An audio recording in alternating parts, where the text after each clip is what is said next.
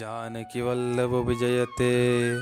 नमस्कार दोस्तों, आज हम 10वां अध्याय में भागवत के 10 लक्षण के बारे में जानेंगे। सुखदेव जी परीक्षित से कहते हैं, परीक्षित, इस भागवत पुराण में 10 विषयों का वर्णन है।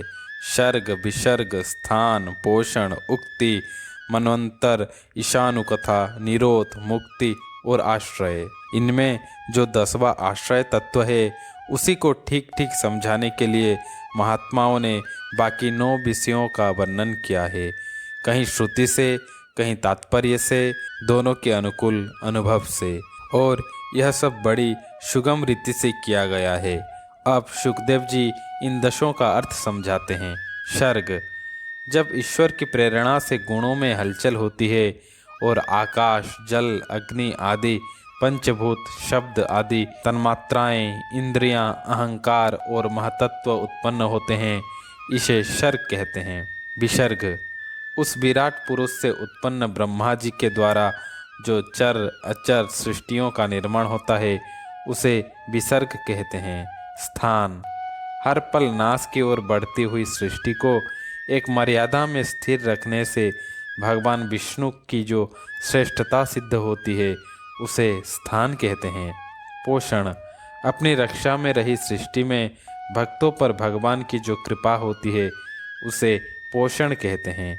मनवंतर, मनवंतरों की अधिपति जो भगवत भक्ति और प्रजापालन रूप शुद्ध धर्म का पालन करते हैं उसे मनवंतर कहते हैं। उति, जीवों की वे वासनाएं जो कर्म के द्वारा उन्हें बंधन में डाल देती है उन्हें उति कहते हैं। ईश कथा, भगवान के विभिन्न अवतारों की और उनके प्रेमी भक्तों की विविध कथाओं से युक्त गाथाएं, ये ईश कथा है। निरोध, जब भगवान योग निद्रा स्वीकार करके शयन करते हैं, इस जीव का अपनी उपाधियों के साथ उनमें लीन हो जाना, यही निरोध है। मुक्ति, अज्ञान से कल्पित कर्तापन, भोक्तापन आदि अनात्म भाव का परित्याग करके अपने वास्तविक स्वरूप परमात्मा में स्थित होना, यही मुक्ति है। आश्रय, परीक्षित जी, इस चराचर जगत की उत्पत्ति और प्रलय जिस तत्व से प्रकाशित होते हैं वह परम ब्रह्म ही आश्रय हैं। शास्त्रों में उसी को परमात्मा कहा गया है। फिर सुखदेव जी आश्रय तत्व को और गहराई से समझाते हैं। जो नेत्र आदि इंद्रियों का अभिमानी दृष्टा जीव है वही इंद्रियों के अधिष्ठात देवता सूर्य आदि के रूप में भी हैं, और जो नेत्र गोलक आदि से युक्त दृश्य देह है वही इन दोनों को अलग अलग करती है। इन तीनों में से यदि एक का भी अभाव हो जाए तो बाकी 2 की उपलब्धि नहीं हो सकती। अतः जो इन तीनों को जानता है वह परमात्मा ही सबका आधार आश्रय तत्व हैं, और उसका आश्रय वह स्वयं ही है, दूसरा कोई नहीं। अब सुखदेव जी विराट पुरुष की कथा आगे बढ़ाते हैं। जब विराट पुरुष ब्रह्मांड को फोड़कर बाहर निकले तब वे रहने का स्थान ढूंढने लगे। स्थान की इच्छा से उस शब्द संकल्प वाले पुरुष ने अत्यंत पवित्र जल की सृष्टि की।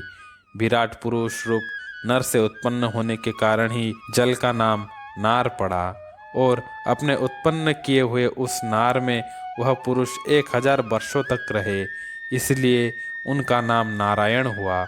उन नारायण भगवान की कृपा से ही द्रव्य, कर्म, काल, स्वभाव और जीव आदि का अस्तित्व है। उनकी उपेक्षा कर देने पर और किसी का अस्तित्व नहीं रहता। उन अद्वितीय भगवान नारायण ने योग निद्रा से जागकर उनके होने की इच्छा की। तब अपनी माया से उन्होंने समस्त ब्रह्मांड के बीज स्वरूप अपने सुवर्णमय वीर्य को 3 भागों में विभक्त कर दिया, अधिदेव, अध्यात्म और अधिभूत। परीक्षित जी, विराट पुरुष का एक ही वीर्य 3 भागों में कैसे विभक्त हुआ, सो सुनो। विराट पुरुष के हिलने डोलने पर उनके शरीर में रहने वाले आकाश से इंद्रिय बल, मनोबल और शरीर बल की उत्पत्ति हुई। इनसे इन सब का राजा प्राण उत्पन्न हुआ। जैसे सेवक अपने स्वामी राजा के पीछे पीछे चलते हैं, वैसे ही सभी शरीरों में प्राण के प्रबल रहने पर ही सारी इंद्रियां प्रबल रहती हैं, और जब वह सुस्त पड़ जाता है तब सारी इंद्रियां भी सुस्त हो जाती हैं।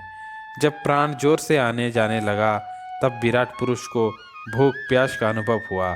खाने पीने की इच्छा होते ही सबसे पहले उनके शरीर में मुख प्रकट हुआ।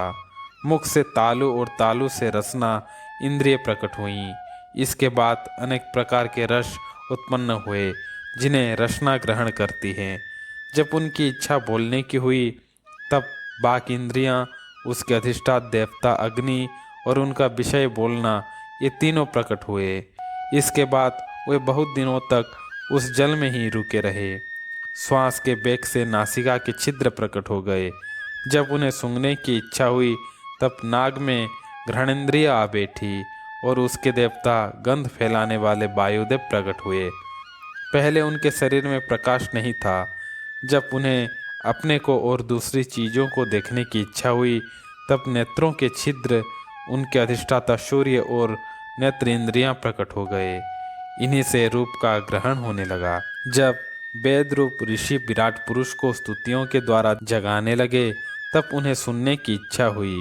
उसी समय कान, उनके अधिष्ठात देवता, दिशाएं और श्रोत इंद्रियां प्रकट हुई।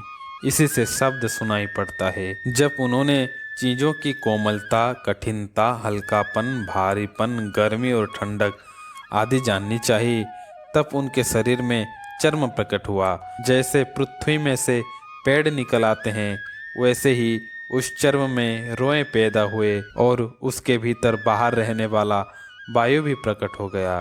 स्पर्श ग्रहण करने वाली त्वचा इंद्रियां भी साथ ही शरीर में चारों ओर लिपट गई और उससे उन्हें स्पर्श का अनुभव होने लगा। जब उन्हें अनेक प्रकार के काम करने की इच्छा हुई तब उनके हाथ उगाए। उन हाथों में ग्रहण करने की शक्ति, हस्त इंद्रियां और उनके आदि देवता इंद्र प्रकट हुए और इन दोनों के आश्रय से होने वाला ग्रहण रूप कर्म भी प्रकट हो गया। जब उन्हें मनचाहे स्थान पर जाने की इच्छा हुई तब उनके शरीर में पैर उगाए। चरणों के साथ ही चरण इंद्रियों के अधिष्ठाता रूप में स्वयं यज्ञ पुरुष भगवान विष्णु वहाँ स्थित हो गए और उन्हीं में चलना रूप कर्म प्रकट हुआ। मनुष्य इसी चरण इंद्रियों से चलकर यज्ञ सामग्री एकत्र करते हैं। संतान, रति और स्वर्ग भोग की कामना होने पर विराट पुरुष के शरीर में लिंग की उत्पत्ति हुई। उसमें उपस्थ इंद्रियां और प्रजापति देवता तथा इन दोनों के आश्रय में रहने वाले काम सुख का आविर्भाव हुआ। जब उन्हें मल त्यागने की इच्छा हुई तब गुद्दा द्वार प्रकट हुआ। तत्पश्चात उसमें पायु इंद्रिय और मित्र देवता उत्पन्न हुए। इन्हीं दोनों के द्वारा मल त्याग की क्रिया संपन्न होती है।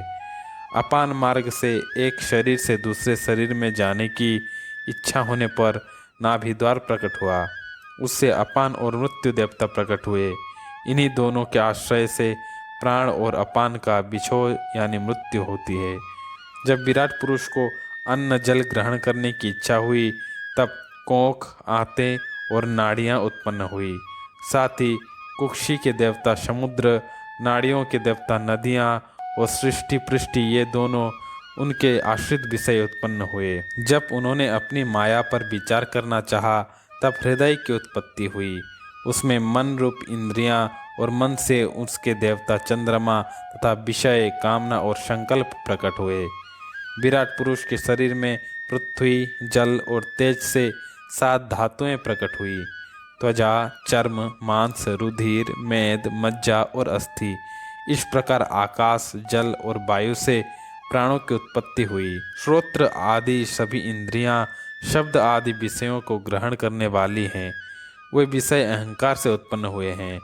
मन सभी विकारों का उत्पत्ति स्थान है और बुद्धि समस्त पदार्थों का बोध कराने वाली है। सुखदेव जी कहते हैं, मैंने तुम्हें भगवान के इस स्थूल रूप का वर्णन सुनाया है। यह बाहर की ओर से पृथ्वी, जल, तेज, वायु, आकाश, अहंकार, महतत्व और प्रकृति, इन 8 आवरणों से घिरा हुआ है।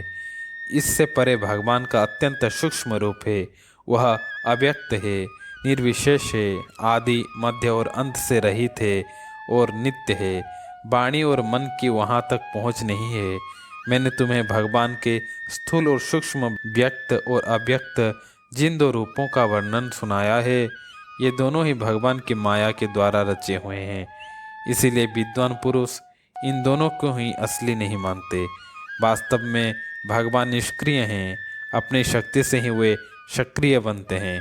फिर वे ब्रह्म का या विराट रूप धारण करके वाच्य और वाचक यानी शब्द और उसके अर्थ के रूप में प्रकट होते हैं और उनके नाम, रूप तथा क्रियाएं स्वीकार करते हैं। परीक्षित जी, प्रजापति, मनु, देवता, ऋषि, पीतर, सिद्ध, चारण, गंधर्व, विद्याधर, असुर, यक्ष, किन्नर, अप्सराएं, नाग, सर्प, किमपुरुष, मातृकाएं, राक्षस, पिशाच, प्रेत, भूत, विनायक, कुष्मांड, उन्माद, बेताल, यातुधान, ग्रह, पक्षी, मृग, पशु, वृक्ष, पर्वत, सरीसृप इत्यादि इस संसार में जितने भी नाम रूप हैं सब भगवान की हैं। संसार में चर और अचर भेद से दो प्रकार के तथा जरायुज, अंडज, श्वेतज और उद्दिज भेद से चार प्रकार के जितने भी जलचर, थलचर और आकाशचारी प्राणी हैं वे सब के सब शुभ, अशुभ और मिले जुले कर्मों के तदनुरूप फल हैं। सत्व की प्रधानता से देवता की, रजोगुण की प्रधानता से मनुष्य की और तमोगुण की प्रधानता से नारी की योनियां मिलती हैं।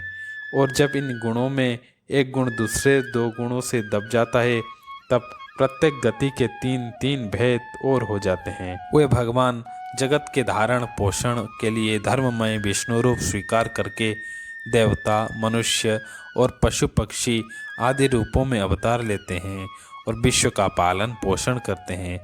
प्रलय के समय आने पर वही भगवान अपने बनाए हुए इस जगत को कालाग्नि रूप रुद्र का रूप ग्रहण करके अपने में वैसे ही लीन कर लेते हैं जैसे वायु मेघमाला को। परीक्षित, महात्माओं ने अचिंत्य ऐश्वर्य वाले भगवान का इस प्रकार वर्णन किया है, परंतु तत्वज्ञानी पुरुषों को केवल इस सृष्टि पालन और प्रलय करने वाले रूप में ही उनका दर्शन नहीं करना चाहिए, क्योंकि वे तो इससे परे भी हैं। सृष्टि रचना आदि कर्मों का निरूपण करके पूर्ण परमात्मा से कर्म या कर्तापन का संबंध नहीं जोड़ा गया है। वह तो माया से आरोपित होने के कारण कर्तृत्व का निषेध करने के लिए ही है। यह मैंने ब्रह्मा जी के महाकल्प का अवान्तर कल्पों के साथ वर्णन किया है। सभी कल्पों में सृष्टि क्रम एक सा ही है।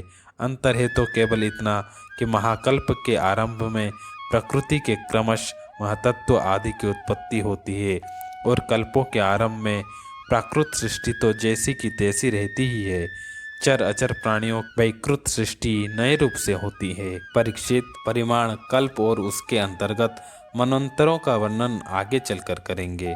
अब तुम पद्य कल्प का वर्णन सावधान होकर सुनो। अब कथा का प्रभाव बदलता है। शौनक जी ने पूछा, सुत जी, आपने हमसे कहा था कि भगवान के परम भक्त विदुर जी ने अपने अत्यंत दुस्त्यज कुटुंबियों को भी छोड़कर पृथ्वी के विभिन्न तीर्थों में विचरण किया था।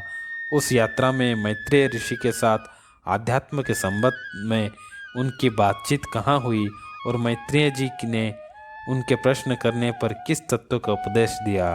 सुत जी, आपका स्वभाव बड़ा सौम्य है। आप विदुर जी का वह चरित्र हमें सुनाइए। उन्होंने अपने भाई बंधुओं को क्यों छोड़ा और फिर उनके पास क्यों लौट आए? सुत जी बोले, शौनक आदि ऋषियों, राजा परीक्षित ने भी यही बात पूछी थी।